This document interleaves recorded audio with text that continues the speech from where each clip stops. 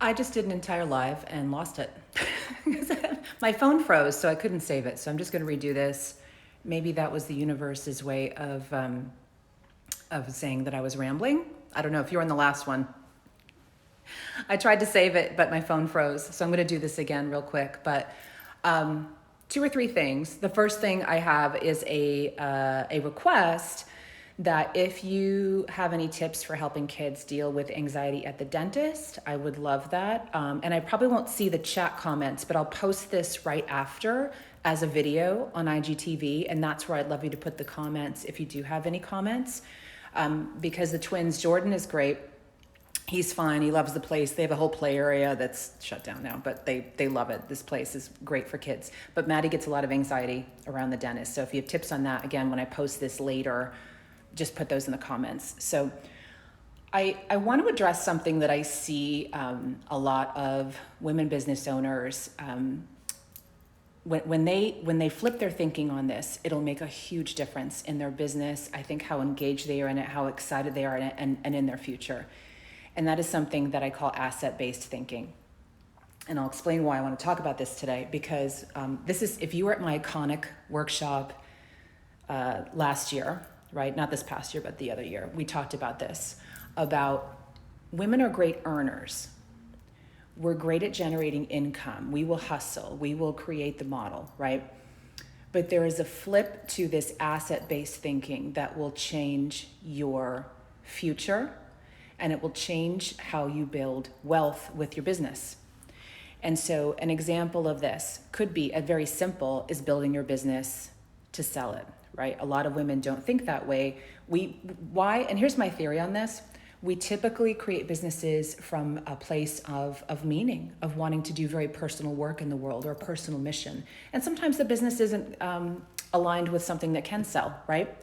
But I have several clients right now who do have somewhat personal brand-based businesses who are building adjacent tech platforms that they're using for their own business, but then could be sold at some point or licensed to other businesses in their industry. This is what I love seeing, this flip, where we flip the whole thinking and be like, oh wow, this is so much bigger than I thought it could be. And wow, do they get excited? And the reason I'm bringing this up today, by the way, if you tuned to the live earlier, I lost it. Not me losing it, but that's off camera. That was lost, so I'm reposting this. When you tune into that, it changes everything. And tomorrow on my show, Glambition Radio, I'm going to be having a special guest. Her name's Linda Rose, and she's an expert in building businesses to sell. She's not just writing a book report. This woman has sold 4 businesses. She works very closely with business owners in their exit strategy and making sure that they're building value in the business if they, in ways that are different when you need to sell it. So you're going to love that show, glambitionradio.com. That link will take you right to Apple Podcasts. But if you want to try another platform, you can find it on my website, allybrown.com. We tell you all the places we are, Stitcher and places I still don't even understand. Spotify, I think we're on Pandora now too. So asset-based thinking, right? It'll just catapult whatever you're doing now. And by the way, building your own tech platform, this is why I started an app for my trust members, by the way, because I saw this coming. I actually did some predictive programming at my workshop. This was 2 years ago, and we did an exercise that I said, you know what? Big tech's been shut down. You are now no longer allowed to use any type of social media for your business. And we did a lock the door, buckle down brainstorm on how you would build your business. And people had to think this way, okay? Which was, it was amazing. We had one woman in the room who was literally from the Amish community. And she's like, this is not hard for me. She's like, I market with direct mail and catalogs. Like, this is my world. So many great, diverse women in that room, man. It was great. So, think about this. Next year, I'd say this into this coming year, you're going to see a big breakdown of these tech platforms sooner than later. So if what you're doing is working, pedal to the metal.